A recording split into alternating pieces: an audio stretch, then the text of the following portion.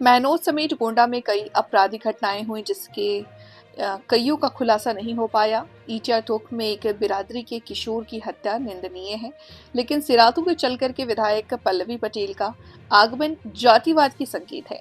कारण इससे पहले महनौद में एक संघ कार्यकर्ता एक बनिया की हत्या व अन्य घटनाओं में कोई नेता या विधायक पल्लवी पटेल नहीं पहुंची, लेकिन बिरादरी के किशोर की हत्या में आकर जातिवादी राजनीति का संकेत दिया, जो सभ्य समाज के लिए गलत है।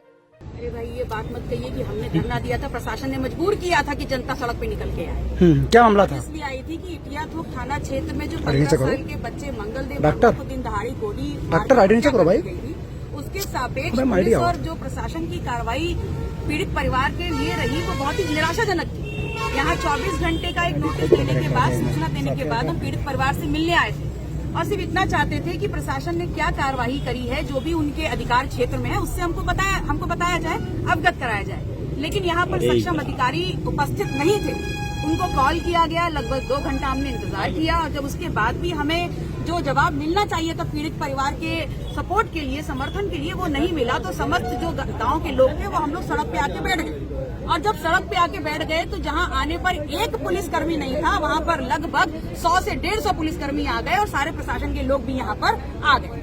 हमारी मांग बहुत सिंपल थी। हम ये चाहते थे कि जो इस परिवार की आर्थिक स्थिति है उसको देखते हुए सबसे पहले उनको आवास दिया जाए, उनको जिला प्रशासन के अधिकार क्षेत्र में जितना मुआवजा हो वो अविलंब दिया जाए और बाकी 1 करोड़ की जो मांग हम कर रहे थे वो राज्य सरकार से स्वयं हम पैरवी करेंगे। हम लोगों की ये मांग थी कि जो न्यायपालिका है वो इस प्रकरण का, इस हत्याकांड का स्वयं संज्ञान लेकर के संगीन धाराओं के अंतर्गत फास्ट ट्रैक कोर्ट में इस मसले की सुनवाई करे, ताकि जो पीड़ित परिवार है और उनका जो बेटा खत्म हो गया है, जिसको मार दिया गया है, उसके लिए न्याय मिल सके। इतनी बात थी जिसको लेकर के हम उतरे सड़कों पे और निश्चित तौर पर यहाँ डीएम साहब के प्रतिनिधित्व के तौर पर एसडीएम साहब उपलब्ध हुए और उन्होंने ये लिखित तौर पर परिवार को एक पत्र दिया है और जिसमें लिखा हुआ है कि आज 11/10/2025 को सहायता उपलब्ध कराई जाएगी। निम्न अनुसार: नंबर 1, आर्थिक सहायता अधिकतम दिलाया जाएगा रेड क्रॉस सोसाइटी के द्वारा और आवास दिलाए जाने हेतु कार्रवाई कराई जाएगी। उक्त सहायता 30 दिन के अंदर परिवार को उपलब्ध करा दी जाएगी। न्याय पाने के लिए इतना संघर्ष क्यों करना पड़ा? अब ये सरकार से सवाल पूछिए कि सरकार जिनके दम पर, जिनका वोट लेकर के सरकार बन रही है, अगर उनको अपने हक और अधिकारों के लिए, खाने पीने के लिए, घर के लिए, न्याय के लिए अगर सड़कों पर उतरना पड़ेगा, तो जब सड़क पे उतरेंगे तो सदन तक का रास्ता भी उनको पता है, सत्ता से हटाने का रास्ता भी उनको पता है। कितनी देर आपको धरने में बैठना पड़ा? ये महत्वपूर्ण नहीं है कितनी देर बैठे, लेकिन क्योंकि आपने समय सीमा पूछी तो लगभग 3 घंटे तक हम लोग बैठे। जो पूरा नहीं होता है समय पर तो क्या कदम रहेगा? तो पुनः गोंडा मुझसे दूर नहीं, आप मुझसे दूर नहीं, ये रास्ते मुझसे दूर नहीं। फिर आप धरने बैठे? बिल्कुल बैठ जाएंगे। इस मुद्दे को क्या आप उठाएंगे विधानसभा में जल्दी कार्रवाई के लिए? बिल्कुल, देखिए ये न्याय के लिए जुड़ा हुआ है। न्याय संगत तरीके से हर समाज के साथ न्याय होना चाहिए और ये प्रशासन की जिम्मेदारी है, ये पुलिस की जिम्मेदारी है, ये सरकार की जिम्मेदारी है। और अगर ये जिम्मेदारी सरकार पूरी नहीं करेगी, पुलिस पूरी नहीं करेगी, प्रशासन पूरा नहीं करेगा, तो जनप्रतिनिधि के तौर पर हम इसके लिए आगे जरूर आएंगे। जातिवादी मानसिकता के साथ लाश पे राजनीति करने आई थी, क्योंकि इससे पूर्व में गोंडा में कई घटनाएं घटी, वो कभी दिखाई नहीं पड़ी।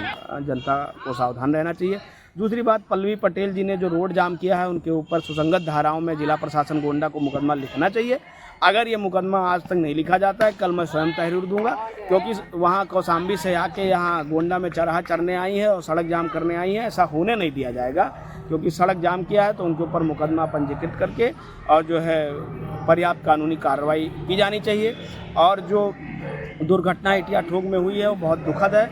उसमें जो है जिस परिवार का लड़का मरा है, हत्या की गई है, उसको न्याय मिलना चाहिए और दोषियों के खिलाफ पर्याप्त कानूनी कार्रवाई की जानी चाहिए। कठोर कानूनी कार्रवाई जितना कानून में हो सकता है सभी। मत कहिए कि हमने धरना दिया था, प्रशासन ने मजबूर किया था कि जनता सड़क पे निकल के आए। निराशाजनक थी। यहाँ 24 घंटे का एक नोटिस देने के बाद, सूचना देने के बाद हम पीड़ित परिवार से मिलने आए थे और सिर्फ इतना चाहते थे कि प्रशासन ने क्या कार्रवाई करी है, जो भी उनके अधिकार क्षेत्र में है, उससे हमको बताया जाए, अवगत कराया जाए। लेकिन यहाँ पर सड़क पे आके बैठ गए और जब सड़क पे आके बैठ गए तो जहां आने पर एक पुलिसकर्मी नहीं था, वहां पर लगभग 100 से 150 पुलिसकर्मी आ गए और सारे प्रशासन के लोग भी यहाँ पर आ गए। हमारी मांग बहुत सिंपल थी। हम ये चाहते थे कि जो इस परिवार की आर्थिक स्थिति है उसको देखते हुए सबसे पहले उनको आवास दिया जाए, उनको जिला प्रशासन के अधिकार क्षेत्र में जितना मुआवजा हो वो अविलंब दिया जाए, और बाकी 1 करोड़ की जो मांग हम कर रहे थे वो राज्य सरकार से स्वयं हम पैरवी करेंगे। हम लोगों की ये मांग थी कि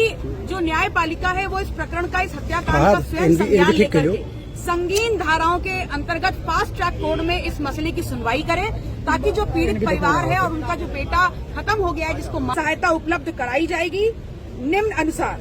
नंबर 1, आर्थिक सहायता अधिकतम दिलाया जाएगा रेड क्रॉस सोसाइटी के द्वारा, और आवास दिलाए जाने हेतु कार्रवाई कराई जाएगी। उक्त सहायता 30 दिन के अंदर परिवार को उपलब्ध। सरकार जिनके दम पर, जिनका वोट लेकर के सरकार बन रही है, अगर उनको अपने हक और अधिकारों के लिए, खाने पीने के लिए, घर के लिए, न्याय के लिए अगर सड़कों पर उतरना पड़ेगा, तो जब सड़क पे उतरेंगे तो सदन तक का रास्ता भी उनको पता है, सत्ता से हटाने का रास्ता भी उनको पता है। न्याय के लिए जुड़ा हुआ है, न्याय संगत तरीके से हर समाज के साथ न्याय होना चाहिए, और ये प्रशासन की जिम्मेदारी है, ये पुलिस की जिम्मेदारी है, ये सरकार की जिम्मेदारी है। और अगर ये जिम्मेदारी सरकार पूरी नहीं करेगी, पुलिस पूरी नहीं करेगी, प्रशासन पूरा नहीं करेगा, तो जनप्रतिनिधि के तौर पर हम इसके लिए आगे